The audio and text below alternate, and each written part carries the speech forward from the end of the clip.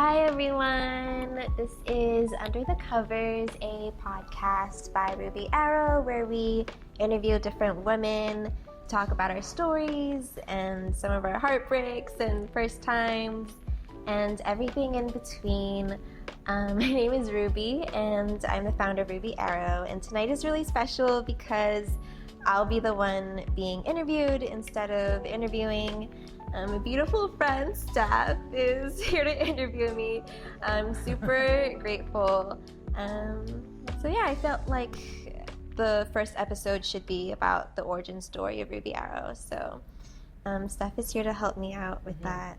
So hello, I'm Steph. So today we're pulling back the curtains on secrets, sex, and stories, which most people don't talk about. So today, my friend Ruby is going to reveal her project and share some secrets that she's ready to put out there. Is that right, Ruby? Mm. Okay, so I actually don't know much, and I'm really excited to learn more about it myself. Can you tell us what is Ruby Aro about? So Ruby Aro, in the most technical sense, is a platform for essential storytelling.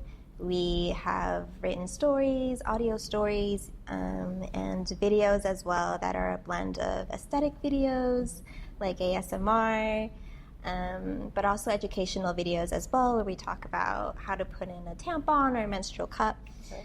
And so that is its most sort of simplistic definition. I actually think of Ruby Aro as kind of like a planet, if that makes sense. Okay. So you have the outer layer where I think a lot of people would brush it off as maybe pornographic, especially with first impression.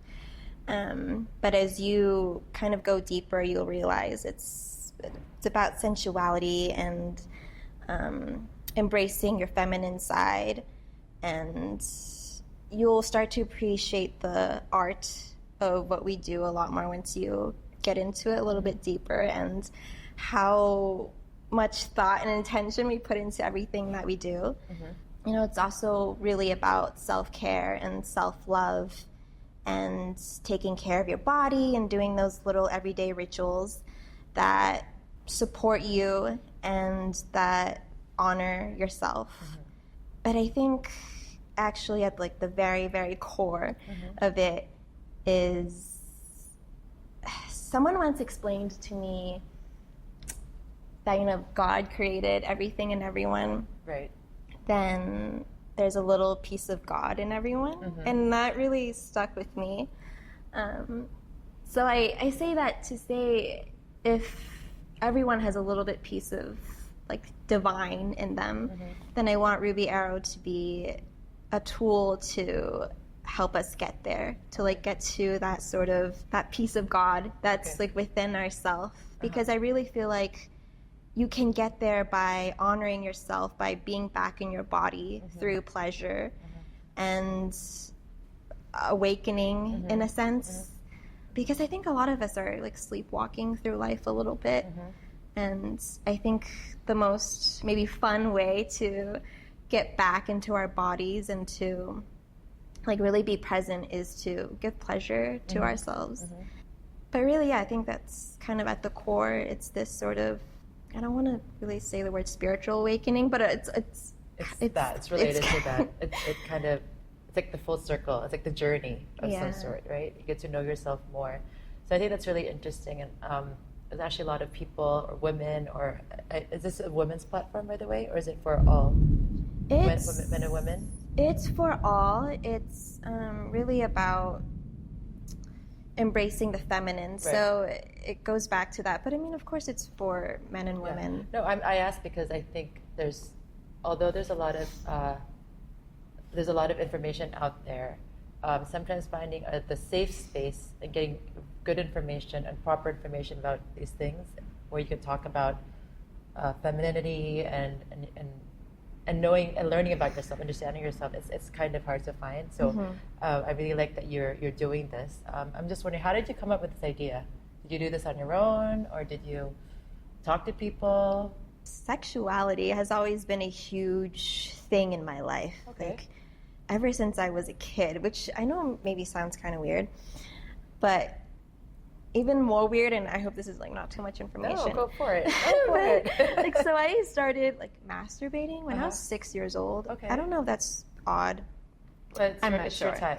Yeah, it's, Maybe. okay. I mean, I didn't know what I was doing Uh-huh. as a kid, but I just like it felt good, and I Okay. just kept doing it. But I also felt like I can't tell anyone. Like, I don't Right. know what I was doing, but I still felt like it was wrong. Okay. And so it's just always been a thing in my life, and I felt like it doesn't just stop with sexuality. It's not even about sex. It bleeds into everywhere else into your life. It's your identity, your self-confidence, your self-worth. It just, your voice, your freedom, it goes into all of those aspects. So for me, I knew when I wanted to create something that was just my own and nobody else's, I knew I wanted it to be about this subject in particular because it's just been such a big thing in my life. And I feel like it gets, it doesn't get talked about because of all the nuances. Well, like as you got older, and I don't know what this age was, did you understand what it was? You know, like, so you said at 6, you started masturbating, right? So then after that, and you were ashamed or shy about it, or you enjoyed it, but you couldn't talk about it. I definitely, right? because I grew up in a sheltered Christian household, so okay. I definitely was like, I'm sinning. Yeah. And you know, as my mom used to tell me, you know, when we get to heaven, there's gonna be like a video playback of your whole entire life, and everyone in the whole world is gonna see what you did. I was like, oh my God, everyone's gonna see me masturbating in heaven. When did you actually? So I know that was a scary point in your life, maybe, because you know someone's telling you at a young age this story or this narrative. So when did you, I guess, embrace it or start accepting it, or? You know? Yeah, it's a great question. So I didn't even like really know anything about sex, even though we had like sex education classes, but I still didn't really know we didn't talk about masturbation in sex education classes. It's more like how to put on a condom. This is what a penis is called, like the diagrams and stuff. Yeah. I learned about sex through reading 50 Shades of Grey. Oh my gosh. Okay. See, I think a lot of people did. But I was a little bit old. I was already like last year of high school, about to enter college. Yeah. And it was through that book that I was like, oh, that's what a climax is. That's what I've been doing. That's an orgasm. Right. I had no idea. So even friends and like we never talked about that sort of thing. Yeah. Especially since my whole life was mostly at church. So I was pretty clueless, and I think that's another reason why I started Ruby Aro, is because I got into so many reckless, stupid, dangerous situations because I was so sheltered and because I was just curious about everything, but also just not smart enough to keep myself safe. I mean, no, I think that is part of life, though. I mean, I think everyone goes through this, whether you know enough or not. Yeah. You actually have to like take that first step, and then you learn. Like you have to fall and then learn. So I don't think it's anything unusual. So So I mean, whatever material you read, see, hear, it's nothing like when you actually experience it and then try to process it, understand yourself better, right? Yeah, but I really hope people will maybe not do stuff as dangerous as I did or as reckless, and I'm hoping that this platform will give them a place to ask questions safely and to explore their curiosities without putting themselves at like a high level of risk. Yeah.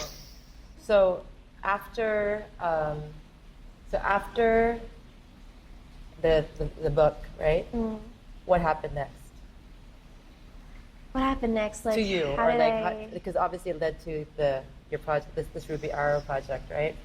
Yeah, I started getting super addicted to erotic novels. Okay. That was like my intro, and then secretly.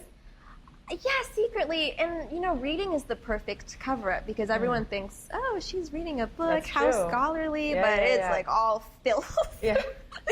So there was like a summer after reading 50 Shades of Grey where I just read one erotic novel a day. And my parents were like, wow, look at you, reading all the time. How does the cover look like?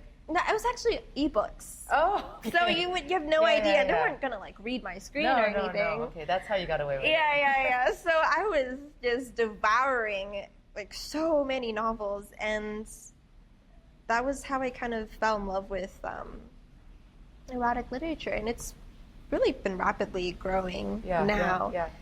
And so you evolved as a person after that, would you say? Evolved as a person. Yeah, and what did you learn about yourself? I think I became really fascinated with different kinks that I was introduced to that I would have no idea about.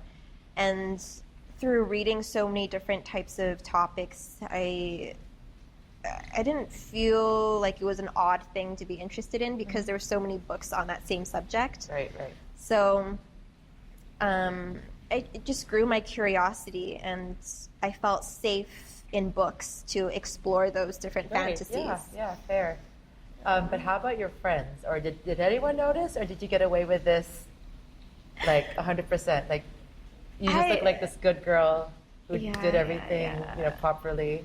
Yeah, the funny thing is I was always like the super shy, quiet girl in the back who goes to church, but like behind the scenes I was like reading the filthiest novels. Yeah. But I had one really good friend from college that that we talk everything about, like in super details.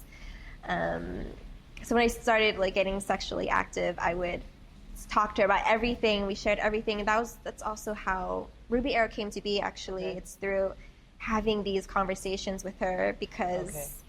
I was like, wow, I only have this one friend to share everything, and it's actually super valuable to have these conversations. So I wanted to create something where, anyone could come in and jump in and to read these conversations or be a part of it. Okay, so were you both reading the same books, or she also had the same knowledge or curiosity or openness? Yeah, just like, really openness. Yeah, that's nice. Yeah. But I realized not a lot of women maybe have that. Right. So... yeah, I wanted to create an outlet. Yeah. So what finally really pushed you? So it sounds like you've always had this idea about creating something like a community or a platform to talk about things like this openly. But what finally pushed you to get here? Because not everyone can do this. Yeah. And not everyone is ready to be vulnerable and to share their journey. Yeah. Or, talk about. I mean, people want to talk about it, but not everyone will actually do it. So what pushed you to come out here and get it done? Yeah, I mean, I'm still learning how to be vulnerable. I think that's the most difficult part for me about this whole project, especially with being so visible. Like, I never in a million years imagined I would be showing my face doing a podcast because I'm very much behind the scenes, like we talked about earlier. Yeah, so the vulnerable part is still a huge challenge for me, but I've been doing Ruby Aro kind of in the shadows for a couple of years now, and it's also why it's taken so long because I didn't take that final step, that risk of being visible and just fully putting all my time and energy into it. Right. But I quit my corporate job in January to finally pursue this full time because actually I didn't feel like I had a choice. No, it's like maybe the calling for you. Like I think so. Yeah, I mean, I think everything personally, like we all have these dreams, right? But it has to come at the right time, right place, right situation for things to come to its fruition, right? So I think maybe that's why, right? And I'm glad I also met you at the right time, which is not so long ago. Yeah. But I liked your energy, and I did feel a very feminine, energy. So, which is, and I love that. Personally, like when I saw you, I did see this sweet girl, sweet, not innocent, but just a sweet girl. And I did not expect when I asked you what you were up to Yeah. to be talking about topics like this. But I think again, in this day and age, it's completely needed and acceptable. And if you can, and I mean, women will need this kind of platform to understand themselves better. And I think at any age, even though you think you know, I think there's just more things out there that you can always pick up and learn, right? Yeah. So, what do you expect people to, or how do you expect people to react to your platform, or how do you expect them to think when it's out there? Yeah. It's a good question. One of my fears actually is that it will be misunderstood. Okay. That's probably my biggest fear is like I didn't want people, especially people who knew me and like maybe family members to be like, oh, guess what, she does porn now. Like I didn't. Right. Yeah. That's it can happen. Yeah. Yeah, that was my biggest concern was they wouldn't understand the depth of what it is that I'm actually creating. So there's that reaction that I'm a little bit You're bracing still, yourself. yeah, I'm a little bit anxious for. Yeah. But I also like even though we haven't really fully launched it, I already have a lot of positive reaction. Yeah. And that always comes as a surprise to me, even like from strangers or like from people who will DM Ruby Aro Oh, and be cool. like, this is really inspiring, this is something that I've always wanted, and those always comes as a shock, like a really pleasant surprise. Right. So I'm hoping there'll be more of those versus the Yeah. judgment. What's the hardest thing that you've experienced so far in doing this project? Is it this? What's one of the hardest things? Is it this part of the? Yeah, I think so. Like the visibility factor for sure. Because I'm a very private person actually. I didn't even have my own Instagram page. Oh my gosh, yeah, so different from where you are now. Yeah, until a couple years ago, and I was like, oh, I feel like I have to because of Ruby Aro. But I don't like really to be seen. Mm-hmm. So having not just my face be out there, but my voice now, it's scary. It's super scary. Yeah, I think anytime you start something new, it always will be scary. But again, I think the beautiful thing about this is you're building a community, a community of voices that need to be heard and seen, right? Especially because it's for women, and I think this is like for a global space, right? And it's funny because like you think it's all out there, but what you have to consider is also like culture, like age, like upbringing. Yeah. So many things affect the way we all think, right? And I think that's really cool that you're allowing a community to come together and talk about their different stories. Yeah, and then see the similarities and the differences. Yeah. Right. So that's pretty cool. Okay, what's the ultimate goal here? Like, what does success look like to you? Okay, to be really real and honest, there's definitely the financial factor of success, especially since I quit my stable, consistent full-time job for this. There are things in my mind, like financially, like I really want to buy my parents a house and have them retire, and like they're practical cool. things like that that Yeah, I want to big accomplish. dreams. Yeah, I think though there's also that huge sense of fulfillment and reward when I get those messages of, you know, I really love what you're doing and I really want to support you. Like even if I can make some kind of small impact, or like with what I talked about with the core of what Ruby Aro is, like if I can help someone get there, I would be really proud. Yeah, Yeah. totally. So your own friends or family, they knew would it be fair to say the old version of yourself, and now this new version of yourself? Do they know about you? What are the reactions, or is it like what's the deal there? Yeah, I don't even know how to phrase that. I feel like I'm just constantly changing though. Yeah. Even especially every time I move. Yeah. I feel like I become a completely different person. So I do think every time I end up catching up with them, there is this like, oh, this is different. Like even I feel the difference. So you've started telling them little hints Yeah. I bet, Of like where you are, because I know you moved a lot. yeah.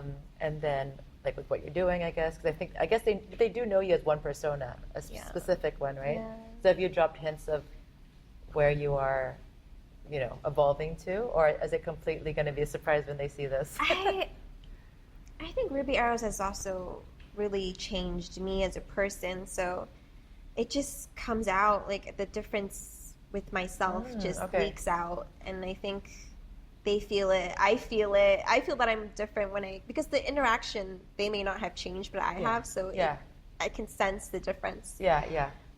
So Ruby Arrow evolves as I evolve, and vice versa. It's really interesting. So earlier you kind of mentioned how the name came to be. Does it have an actual meaning? Yeah, so it's kind of a funny story. My legal name actually isn't Ruby. Okay.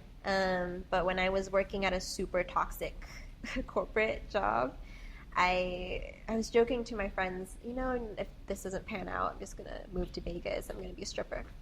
Okay. And they were like, okay, you know what? Ruby would be a really good stripper name for you, because I had bright red hair at that time. Wow, I can't even imagine. Yeah. So it just stuck, because it's also very close to my real name. So okay. Yeah, it stuck. So I started going by the nickname Ruby as more of a joke earlier on. The Vegas name. Yeah, but then it kind of works. But I think also the name for me is something that feels really bold, right, but also still like elegant, because it's the jewel, beautiful and feminine. The color, yeah, passion. And Arrow actually is something that I heard in a dream. Oh, okay. In the dream, I had stood up for something. I don't know, I did something, accomplished something, and then people were like cheering me, but they were calling me Arrow. They were like, Arrow. It was just like a chanting, and then I woke up and I was like, Arrow. It's so weird, but it also just kind of stuck in my mind. So that's how that word came about. But I also really like it as an imagery, as like a bow and arrow. Right. Okay, that's cool.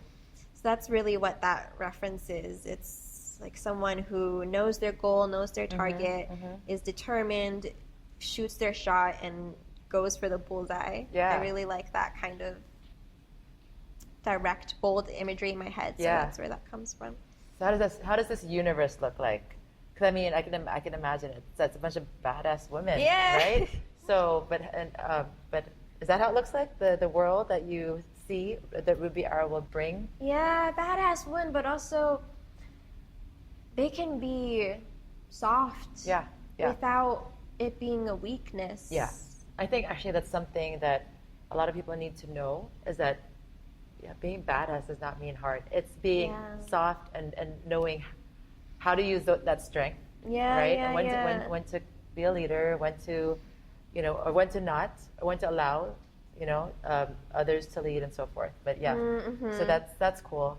Yeah, that sounds exciting. kindness and softness is a flex, and that's something that's so underrated. Yeah. Especially in this world when you can be anything, but it's so easy to not do that. Yeah. So I know you traveled a lot. Maybe you can tell them like how you grew up. I mean, where you grew up. But would you say that is it all the same for women all over the places that you've been to, or is it different? I mean, maybe you can share some insight on that. Yeah. So I mean, I think for my platform, I really wanted to target Asia, specifically Asian women in particular, because I am one, but also I know that our voices, especially in Asia, I feel are they try to quiet us down. Yeah.